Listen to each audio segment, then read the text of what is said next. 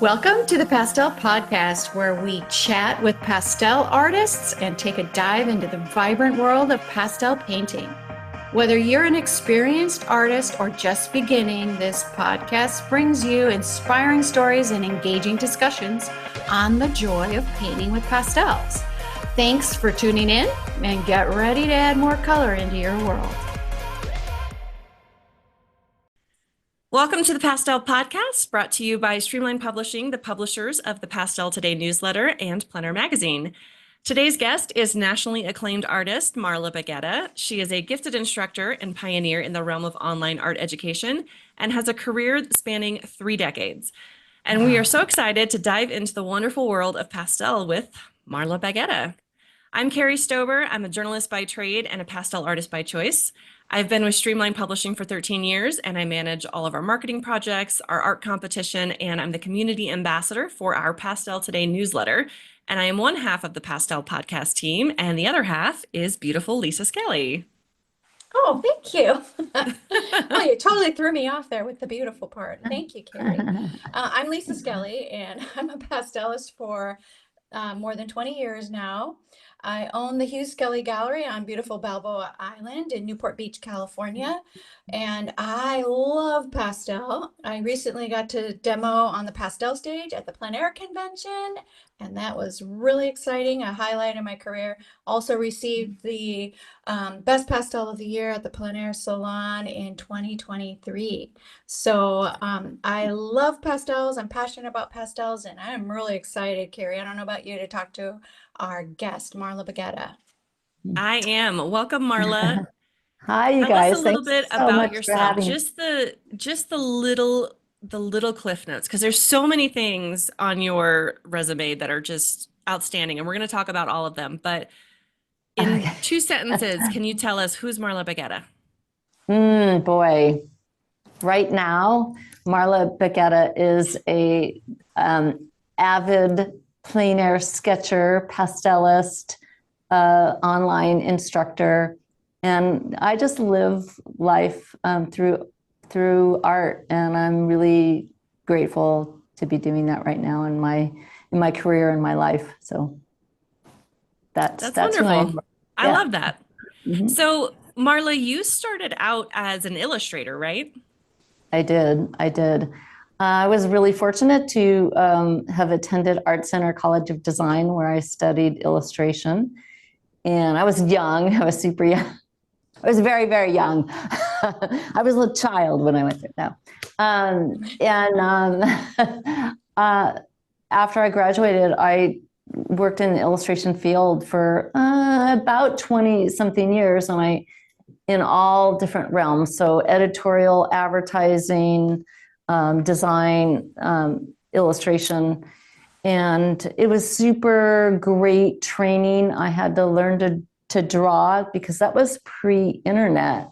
So you couldn't just find a picture of whatever. You had to go to the library. You had to make it up out of your head. You had to, find models.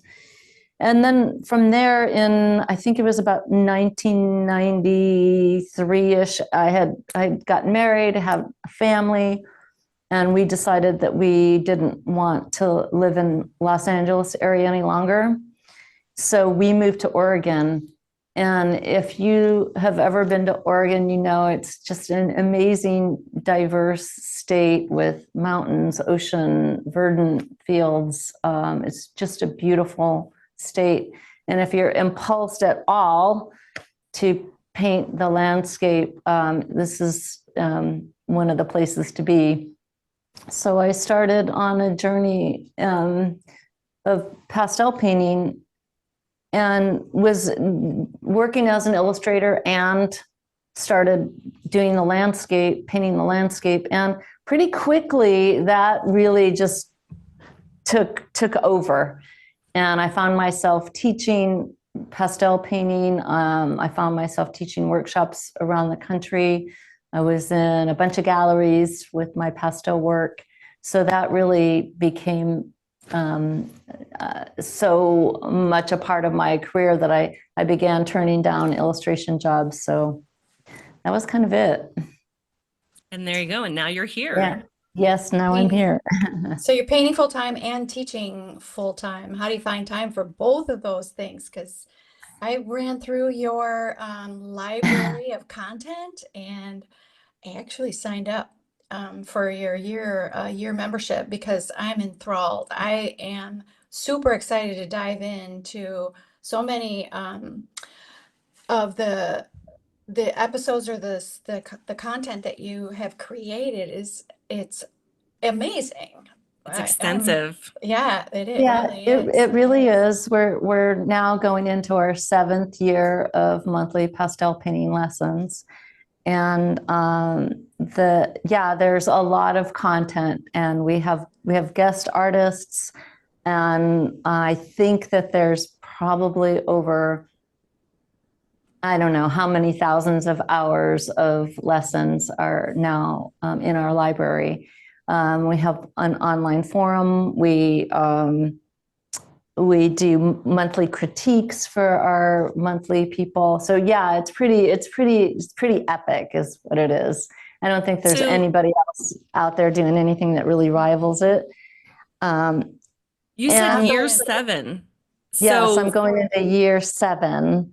what So made you decide to start doing, like, to go into that online avenue? Because you were one of the firsts. I was, and I think because of my illustration background, I was always really comfortable with kind of the business side and the tech side of being an artist. And so I don't know, it was way before the pandemic. It was when people were starting to do DVDs. Mm-hmm. I started doing filming, and I actually filmed and edited and did all the design work, and even authored my first couple of DVDs, did the packaging. I did everything. I did the whole thing. And I think I was just about early 50s. And so I was doing that. So pre-pandemic, and was pretty comfortable with all of that. And it felt like it was kind of a fun thing, a fun break from painting for me. I like doing it. So I started out online lessons with another organization, another company that helped me do some of the marketing. And then that really didn't work out. And now I have an amazing, small, but really a team that's my family, that we produce the lessons. And we've been doing that for 7 years now. So when the pandemic hit, people were really needing the lessons, and people got really, really comfortable with it. And so after the pandemic, I think, people didn't just let it go. I didn't know what was going to happen after the pandemic, whether business would suffer, because it did really well. And, it was weird, a bittersweet situation to be in. But people are really comfortable with the online format. And so it continues to be really robust and amazing. So, I was positioned, really well, and I love doing it. So, Do you still love doing it? Do you still love teaching? Because it seems like you still love teaching. I do love teaching. Before I was doing the online, I was teaching live workshops all over the country. I've been to 43 states. Oh, wow. Teaching live workshops. Yeah. So it was a big, it's a very big part of my art career. And I love it because teaching makes you walk your talk. You have to break down this thing that we're doing that's so amazing, and it's nonverbal, and you have to, how do you talk about it? How do you verbalize this thing it's so special? And I think that for me, verbalizing it and has just strengthened my own work. So it all plays together in a beautiful way, and I just love that. So. So And Marla, you don't just do pastel though, right? Like do you dabble no, in other mediums? I do. I do. I'm maybe to my detriment, but I do. I always say that pastel feels like home, and it's really wonderful to come home. You know, there's no place like home. And I still walk into my area here. This is my pastel studio. I have another studio where I do drawing and watercolor and other media. But this is the pastel place. And whenever I walk in here, I'm like, oh God, it's just they're so beautiful. And they just take your breath away, and they're yummy and tactile, delicious to work with. But I find that I think because of my background, I indulge myself in other media. So right now I'm working on a bunch of drawing stuff. I'm working on some graphite drawings, and I love watercolor and I love oils. So you can't do it all the time. So I kind of flex between different media as much as I can. And I was just thinking about this the other day, actually. I think that there's people that identify, oh, I'm a pastelist, and they kind of stick in that lane. And of course, there's nothing wrong with that. If that's what that feels right, I think that that's amazing. But for me, I was looking at some graphite YouTubes the other day, and I was watching some artists use some pan pastel in their charcoal drawings. And it was charcoal. They were using pan pastel in these little tools.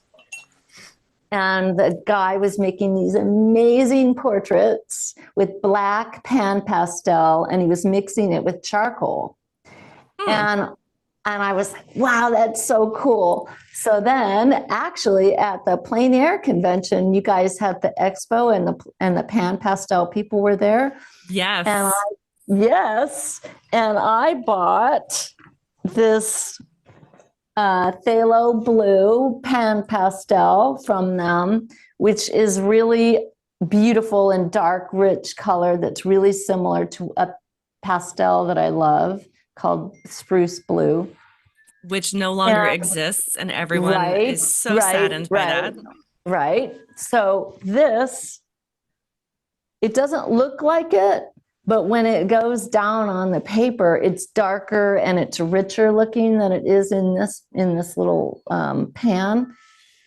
And I was like, wow.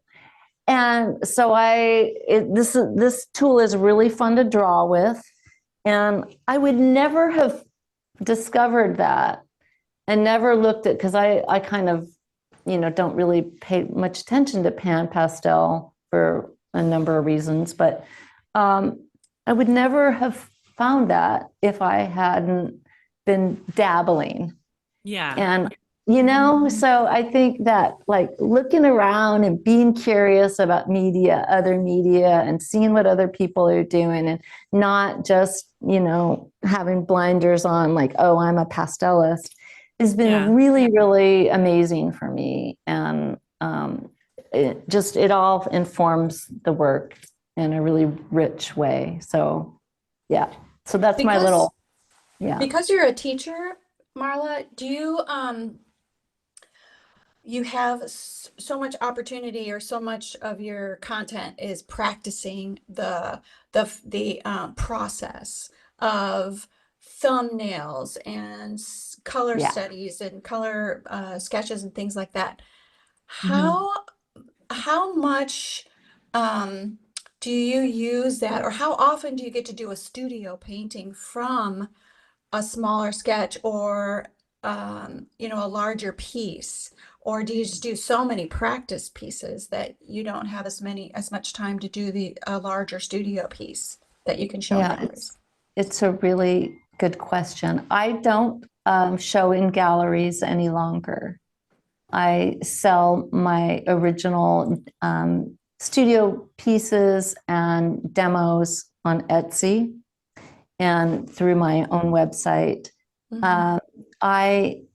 And that's been, I've done the whole gallery thing, and it's really wonderful, and it's super exciting to sell work.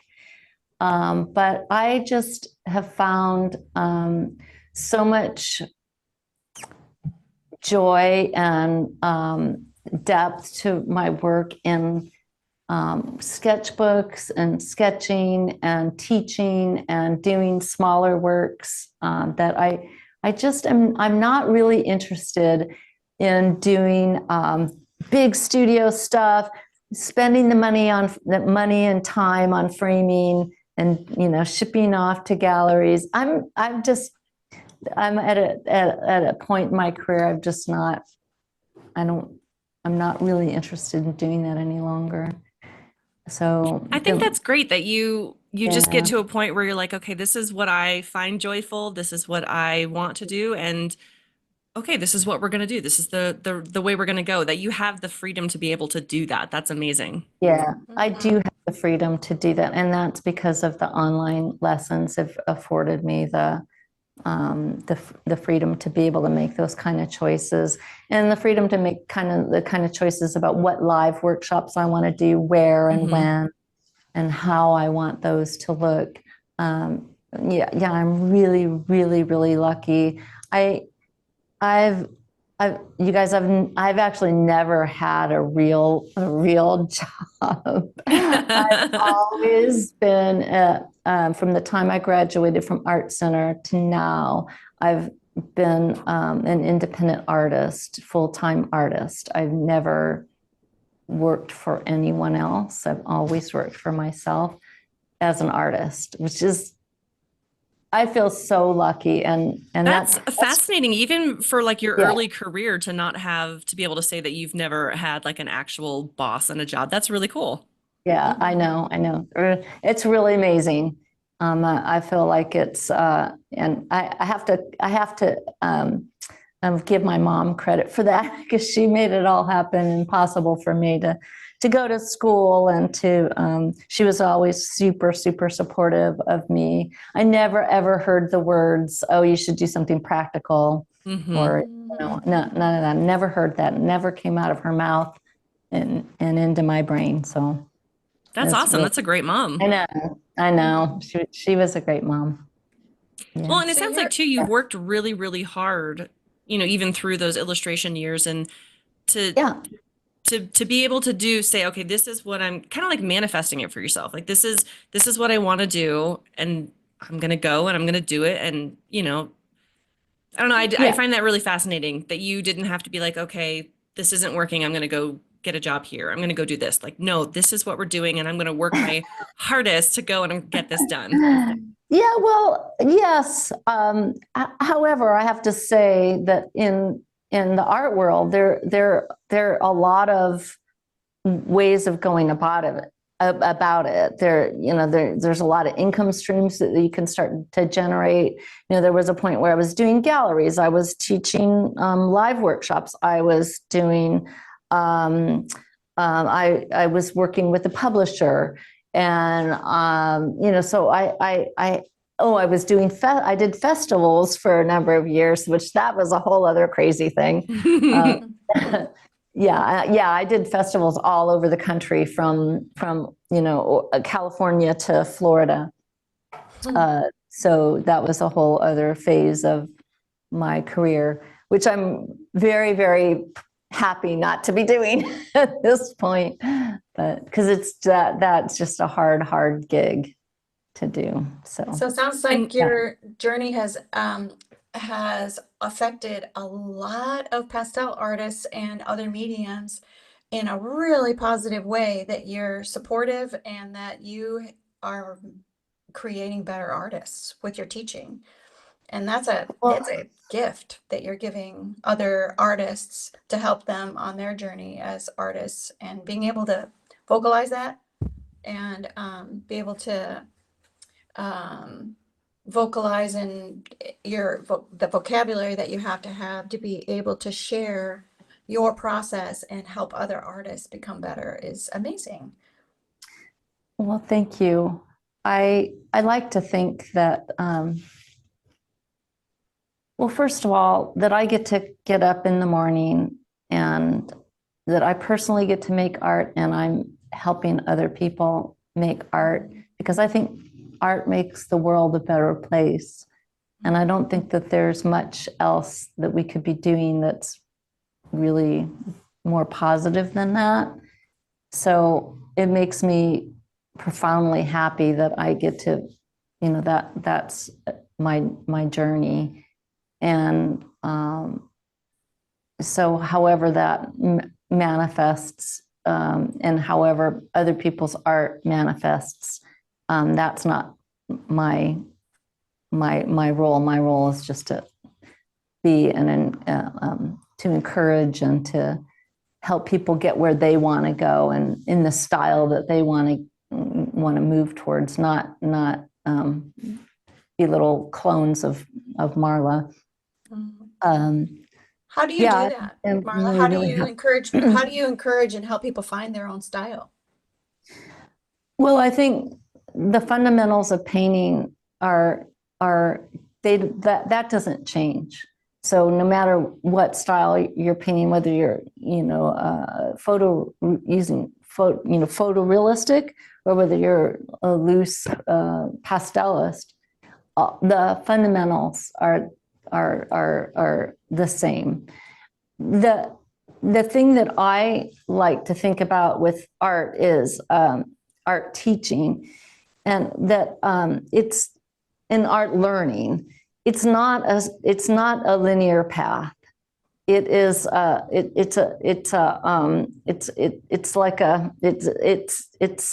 it's circular, and and everything's playing together. So I'm just giving people the fundamentals over and over and over again, because that's what we need. When I was a young artist, I got the fundamentals, but I didn't take them in the way I do now. Now I get to learn everything all over again in a deeper, richer way, which is really amazing. A good example of that is last year, I went and I was teaching in Italy, and I did a lot of sketching because I'm in Italy, and I just loved it. And I came home to Oregon, and I was a little annoyed, like, boy, because I spent almost a month in Italy, and I'm back in Oregon. I wish I had more time in Italy. And then I just, I decided I wasn't going to do that. I decided I'm going to sketch what's right in front of me. So I put my sketchbook and put my little toolkit in my backpack, and I walk every day. I walk a lot. And I started this thing of like making sure that I sketched every single day. And through that process, my drawing skills have just like, it's been crazy. So now I'm just so devoted to that. And I've heard that. I can't remember which. I've heard it from a number of different artists, but talking about how important drawing skills really are. And Lon Brower was on Art School Live today and talking about it, and how he does the same thing. He carries a sketchbook with him everywhere he goes now, so that he can sit down and just start sketching. And it's not something I've ever thought of doing. I'm like, oh, that's just not for me. But I've heard so many positive things from it. I think I just need to buckle down and start doing it. I hear it from so many students. Oh, do I really need to know how to draw, to paint? Yes, you do. To paint better, need to know how to draw. And you also, the other thing that I see students not doing as well as they could or should is they don't know, they don't do thumbnails, and they think they're doing them, but they're not doing them right. They just aren't. They're not. They're doing these little doodles, but there is a right way. I shouldn't say right way. There's a good way to do thumbnails that are really going to help you improve your painting. So I know for me, I get really impatient. I'm a very impatient painter, and I just want to jump right in. So that's me. I always skip the thumbnails. So what's the good way to go about doing thumbnails? Yeah. 6 minutes. 6 minutes. Oh, that seems like an eternity to me. I know. It's not. If you're going to invest in setting up your easel or whatever time in your studio, 6 minutes is nothing. Yeah. It's the time to like go in and fiddle around and get your cup of coffee. You know, it really is. And doing thumbnails, sit down, do them small. First of all, make sure that you know how to add value to them, that they're not just a little like crazy sketch that you can't really make sense of.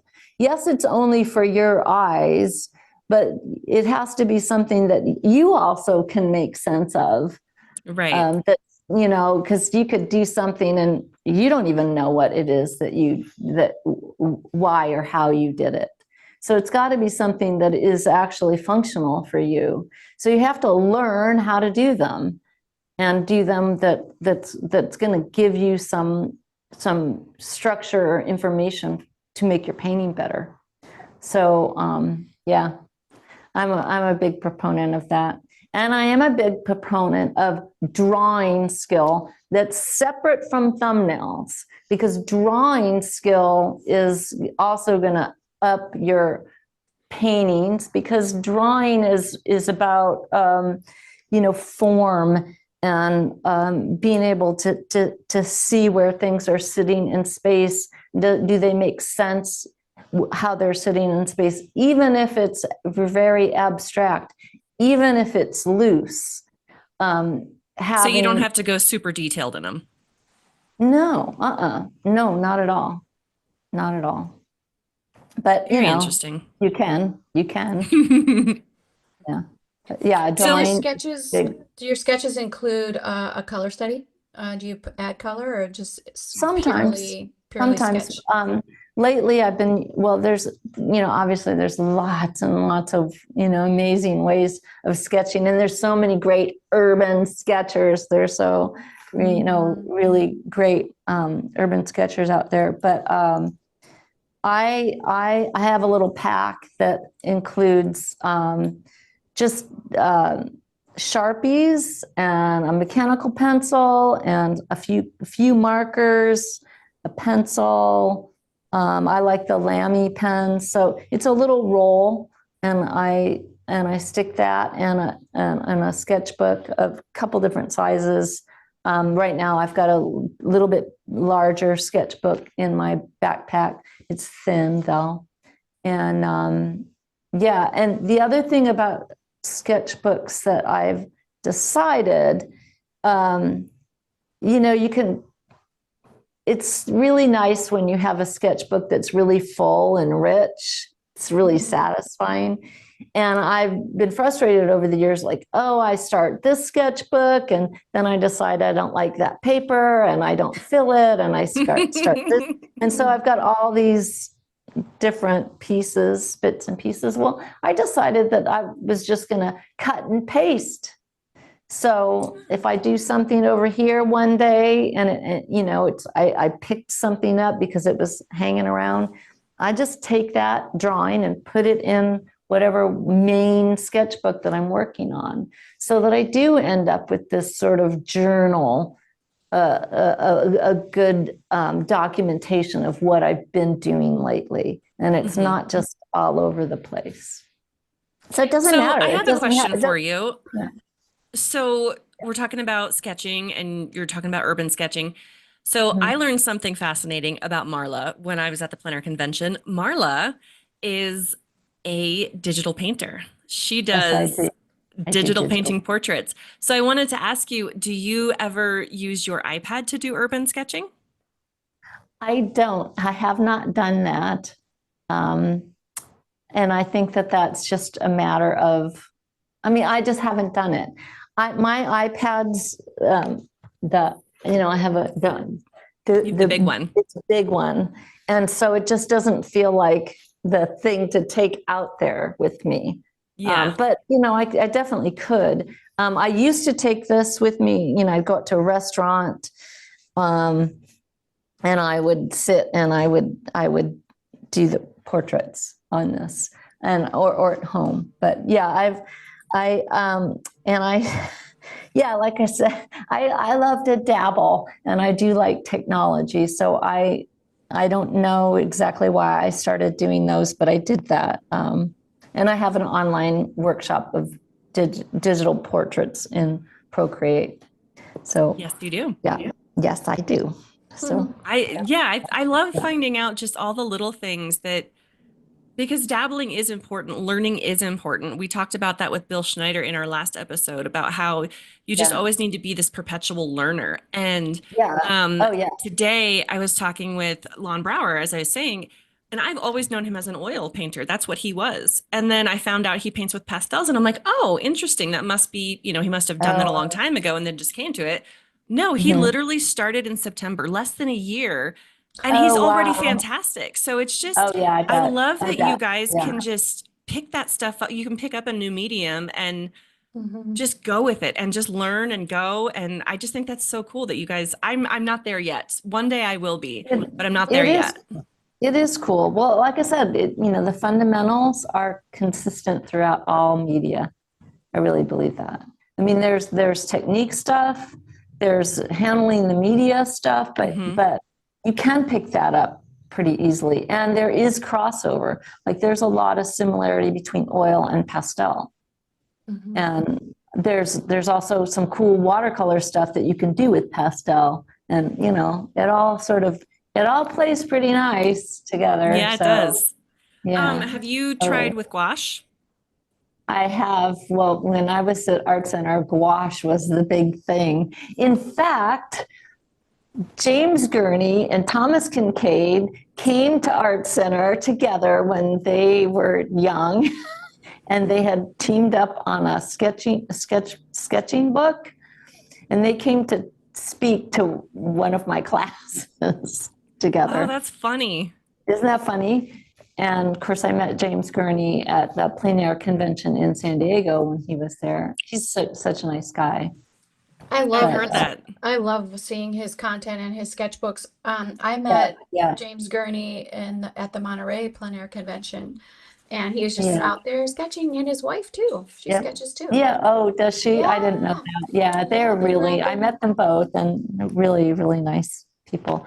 So to answer your question about gouache, gouache was a big thing that we all grumbled about at Art Center because it was so expensive for us students, But everything, the thing is, art supplies, good quality art supplies, no matter what media you're using, is not inexpensive. It's an investment for sure. Yeah, definitely an investment. So, Marla, who are some of your biggest influences for your artistic journey? Oh, wow.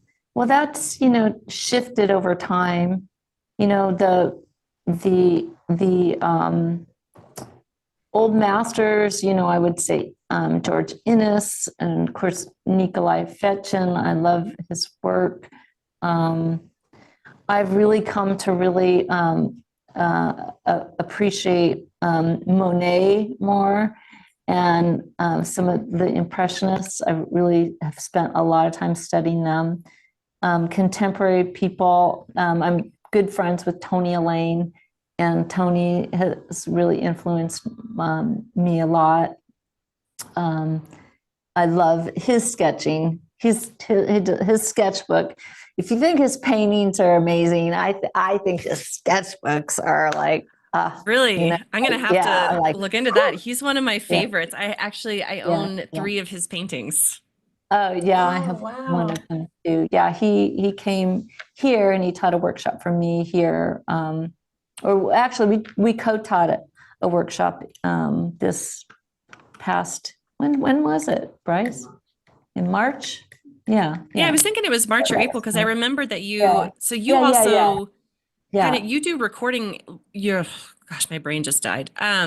You do interviews with artists too, don't you? Yeah, we do for the monthly lessons. We have a feature called Art Speak, and so every month you get a demo and an interview with a guest artist. And Tony, this year he did, and hopefully next year he's going to be doing.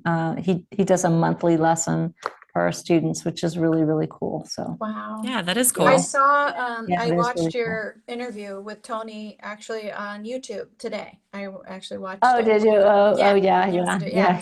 I was like, He's a I wanted he's a to, good, yeah. I saw that, with all of the content that you have, I saw that and I'm like, ooh, I want to watch this one.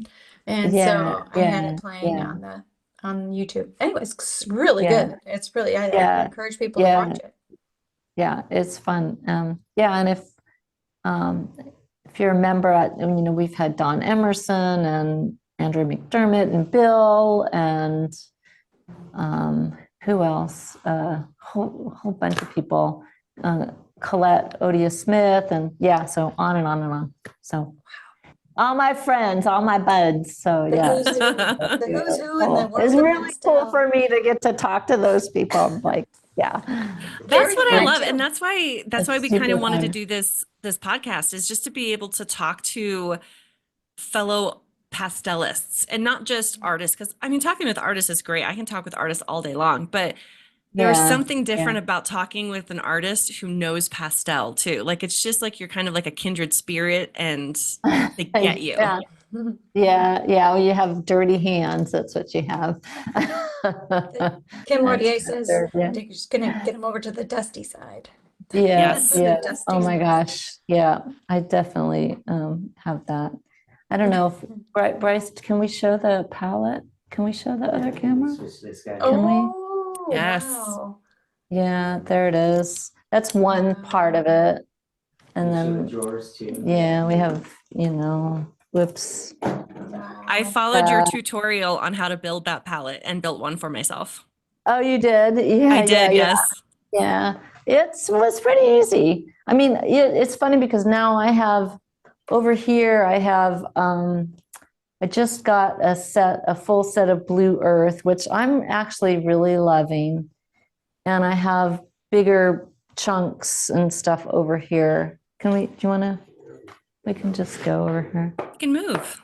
Get the little We studio can tour. move. We got Oh, Bryce, it's fun. and Bryce is here. So I have like these are from Terry, the little hearts from Terry Aw. Ludwig. Yeah, sweet. And they're like these are art spectrum, these big chunks, and just kind of extra stuff over here. Because as if I need more pastels, right? But we always need more pastels. yeah, I know. So So, but it's always evolving and changing over time. But yeah. So that was one thing I wanted to ask. You have a wide variety of styles that you paint with. So some people focus more on, I want to be more of a realist painter. Others are, my niche is abstract. You go everywhere across the board. Was that always the case, or did you just kind of move along? You mean, well, in pastel, I am doing one sort of thing. It's kind of its own thing these days in pastel. Though for lessons, people, when I'm doing painting for a lesson, there are people that want to do a little bit different thing than I would be inclined to do if left to my own devices. So, I definitely want to present that to people as well. But yeah, like I last month, I did these little graphite drawings. They're on my Instagram page, a couple of them. And, I felt a little indulgent to do them because, they're just sitting there in a very meditative way. Mm-hmm. It's, graphite drawing is so quiet, and I don't know, there's something really satisfying and yummy about it. And it reminds me of when I was a young girl drawing, though, it's hopefully more advanced than that. But there's something really satisfying about it. So, that's where fortunately right now where I'm at, like that's what I'm doing. And hopefully if I find it satisfying and rich, my students will find at least part of it also satisfying and rich, and I can bring that to them. Yeah, because that's, to me, that's what this is all about. I mean, like I said, there's nothing more that brings me more contentment and peace and joy than all of this. And so I always think That's of wonderful. graphite drawing as figure and life drawing classes. Do you use it for any kind of sketching? Do you use it for landscapes as well, or mostly for figure and portrait? we have to hit up my Instagram page. There's a little black and white bunny in there. Oh, You have to see it. It's really pretty cool. I don't think we have it, do we, Bryce? makes me want to go look at it right now. I know. that it's is what pretty. I am It's pretty doing. sweet. Let me see. Oh, I did like the duck with the umbrella. Oh, the duck. Yeah, yeah. So I mean, here's the bunny. Oh, that's the bunny. wow. Yeah. I like the little duck. Yeah, the duck. I think I've only posted a few of those. Okay, so was the far. bunny done with different hardness of graphite, or just with one? The bunny was done with Mars Lumograph. So it's a little darker and blacker than regular graphite. Mm-hmm. It's still considered a graphite. It's not, the graphite's so fascinating nowadays. There's pit matte graphite now Mhm. that graphite's, historically, when you get it dark, it's just shiny. So Pitt has come up with this new product. I think it's pretty new, that's more matte. So there's that, but the bunny was done with something yet even different. That's Mars Lumograph. Okay. I like the idea of matte because the Yeah. more you use those graphite pencils, the shinier it seems to get. So I like the yeah, idea they of get it really, being really matte. shiny. Yeah, so it's nice when they're matte because they can be even difficult even when you're doing it when you get it really dark to see. So the Yeah. matte does help with that, and so does the paper. You got to use the right paper. But Right. What's the right so paper? those are really, really fun to be doing. I'm really enjoying doing. But I don't know. Kari, go down to my on my Instagram. There's a sketchbook page of ducks that I did Yes, I did see the ducks. with that's Look with at those little marker- cuties. yeah, markers and that's got some gouache and some other stuff. So And Yeah, that's those are together? super cute. yeah, they're really, really cute. And those are just studies for, just drawing studies, just really honing those drawing skills to be able to, I want to be able to draw. I want to be able to draw and paint anything I want. Hmm. Mhm. I Me want too. to, I don't want any limits. Right. So I decide I have an idea for, who knows what it is. I want to be able to do it with some skill behind it. So yeah, that's. So I you like that me- idea. That's a really good thought. You mentioned that you have to have the right paper. What is that paper for sketching and for? Oh, for sketching is I'm all over the map with sketching, though I do like the toned sketchbooks for sketching because I do too. they're going to give you that middle value really super easy. So all you need is a white Prismacolor and some a Sharpie and a pencil, and you've kind of got it all covered. So when it comes to those renderings, that's a different matter. So I've been using Bristol paper for those. So it's more of a hot press type paper. I'm about to start another graphite drawing, and I'm going to be using an Arches paper that is also hot pressed, but it's like, it could be a lot of those papers can be used for watercolor, they can be used for graphite, they can be used for pastel, depending on how you go about it. Yeah. But so I was going to ask, so that kind of leads into my next question is, when you're looking at those types of paper, do you experiment with your papers and surfaces and what you put on them before you do pastel? Yeah, I do. In fact, I did a workshop called Next Level Animals. And in Next Level Animals, we did a whole lot of like really abstracted underpaintings with inks, and I like to use fluid acrylics for underpaintings with pastel because they are really chromatic. They have a lot of earth, and they are thin. So they're not going to use up the tooth of the paper. Oh, so you interesting. really Yeah. get in there and brush it on, or use a brayer, or splatter it, and it's not going to fill up the tooth of the paper or resist. Like if you use the full-on acrylic, it gets that kind of plasticky layer. Yeah. The pastel can kind of slide over, which can be in its own thing. Like Tom Christopher, he does this thing where he he makes a whole he does all kinds of things. Yeah, it's really, yeah. So I mean, it depends on what you want. But yeah, I'll play around with the different papers. In that workshop, we used ink,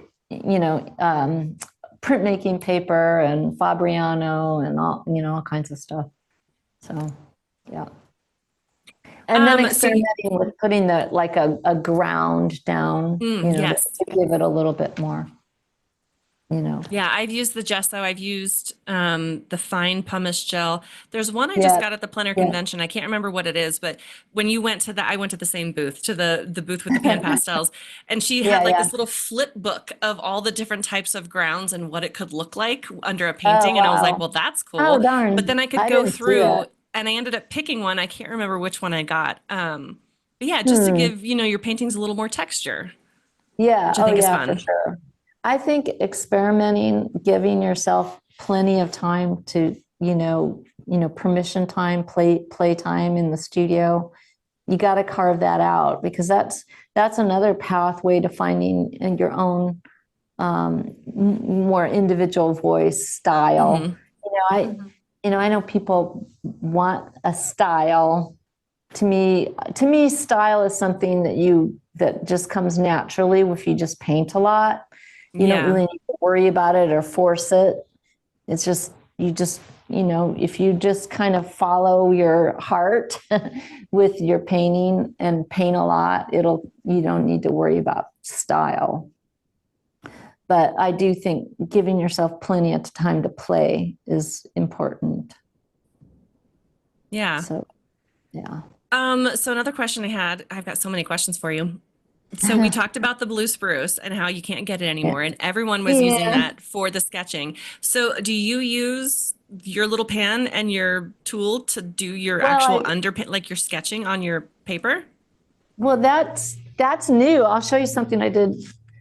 Where did I put that? Yeah, I that's brand new. I did it the other day, but I just figured that out. Is this top?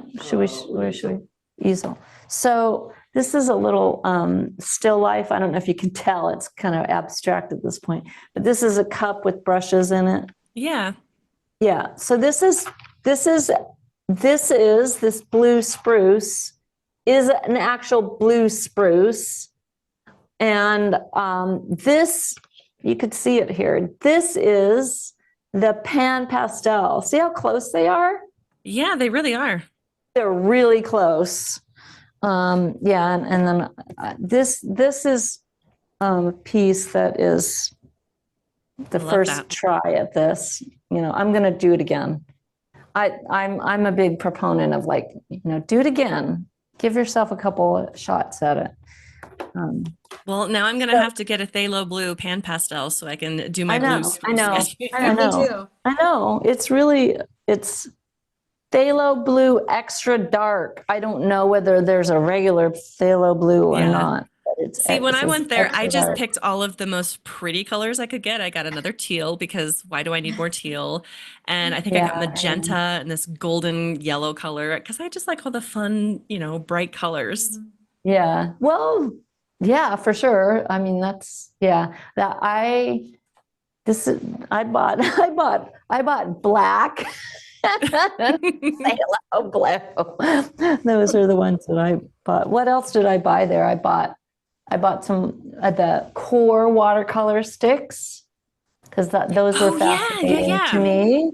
Because I thought, you could just make little pieces and put them in a little teeny like sucrets thing and take that out sketching. And I used them for an underpainting once, plein air painting. Did you? They have a lot of intensity, so you could totally use them for underpainting. Yeah. Yeah. And I bought some rosemary brushes, and I bought the new Richard Schmid portrait book. And I spoke to his daughter, Molly. She was delightful. Oh, Molly is wonderful. Oh, nice. That was actually one of the highlights for me, to talking to her. I was like, can you imagine growing up? Mm-mm. I mean, that was really amazing. So did you get to meet Harley Brown when you were there? I did not meet Harley Brown. You didn't get to meet Harley? No, oh, man. That was the highlight of it for me. He even drew me a little picture. And he was just so delightful. He and his daughter both. Well, the presentation was so amazing. That was so neat. I didn't get to see it, but I heard it was fantastic. It was. I was there for that one too. And what's really cool is our interview with Harley on the Pastel Podcast. You have to watch it on YouTube because he's such a character. He really is. So when it comes out, when does that one come out, Kari? Is it July? That one will be August. August? Because Marla will be in June. No, she'll be July 1st, and then Harley will be August 1st. Oh, wow. So YouTube is the way to see because you get to see us instead of on Spotify, you just get to hear us, but or any other podcast platforms. But man, was he fun? It was a magical interview. I bet. He does seem like he's had quite the life as a painter, as an artist. As a person in general. He said that he had a Hollywood producer turn down his biopic because nobody would believe it was a real story. Really? Yes, because it's just so outrageous. He's lived such a crazy life. Yeah. Well, no one will believe it. Yeah. He did kind of allude to some storied, paths in there. Yeah. That's cool. That's good. Yeah. What are you most looking forward to coming up for you, Marla? Well, right now we're going to be launching year 7 in just a few weeks here, which is really amazing. And I feel so grateful that, especially for all my students and my team that I love. I mean, I have this amazing little team of people that, are just so fun to work with. So that'll be really fun to launch that. It's kind of a celebration for us. We are doing a live workshop here in my hometown. We're doing a plein air session and a studio session in September. So that's coming up. So that's going to be really, really Very fun. Cool. And which I don't do that very often, not even, really once a year. And then I'll be going to Italy again next year, I'm sure. So that'll be something to look forward to. Oh, and IAPS next year. IAPS next year. Yeah. I haven't been to IAPS yet. I haven't either, and I really want to go. We need to You go. have to go. You guys have to go. It's just, Yeah. it's like a big pastel party. But I'm actually kind of considering driving and making like a little or maybe a big road trip of it from Oregon and going and hitting the Utah national parks, which are, amazing. Yeah. And maybe even teaching a couple workshops on the way. So When is That's it really again? cool. When is yeah. IAPS? When does that happen? It's early part of June, isn't that right, Kari? June, and I'm teaching at it this time. So So in I did about a it year. last time. I have over the years, I have taught there, a lot of them. But the last one, I decided I was going to take a little break, but I'm going back. I'm teaching a 2-day workshop, and I'm doing a demo for them this time around. So Lisa, that's going to be June 16th through 21st. Oh, is that what think it we is? should go. Yeah. Thanks Carrie, for we letting should me go. know. Yeah, I no, gotta I'm really start- excited. I've talked about it gotta- for years and I need to get there. I need to go. Yeah, you too. need to go. I got to start making my plans if I'm going to do that. So Yeah, that'll be a fun road trip though. yeah, it would be. I've done it before. Actually, when my mom was still alive, she and I used to go to IOPS together. She loved going. She was like, she was the hit of the party there. Really, my mom was a big character. So she and I drove one year to IOPS. So Okay, cool. if you hit Orange County and then Colorado, you can come visit me, come stay with me, and then I'm offering Carrie's house. I'm like, and then go visit Carrie, and then it's gonna be you're a from really Orange County. long road. I trip. know a little bit about Orange County. Where are you? Where are you, Lisa? Balboa Island, Oh, that's right, Balboa Island. It's beautiful. which some So people get beautiful. mixed up with San Diego because there's a Balboa Park in San Diego. Mm-hmm. But No. but Orange County is between LA and San Diego, and I'm in the harbor in on Balboa Island in Newport Beach, California, and the gallery is on the island as well. Yeah. Okay, Yeah. Marla, is there anything else you want to say to our guest today? Oh, just that I just think that it is amazing to be an artist and to get to walk through this life with artist's eyes on. And I'm really, really grateful. And I hope that you get to do that too. So that's it. I think it's really sweet. Perfect. That's a great ending. Be sure to check out Marla's website, paintinglessonswithmarla.com. She has lots of information on there for you. There's online lessons, there's workshops, all kinds of things. And she also has free mini lessons for you. So be sure to check that out. And thank you so much for listening. This is the Pastel Podcast. Thanks, everybody. Thanks, Marla. This podcast is brought to you by Pastel Today, the free weekly e-newsletter dedicated to the pastel painting medium. Check it out at pasteltoday.com. You can find more episodes and links to the show notes at thepastelpodcast.com. Until next time, stay vibrant.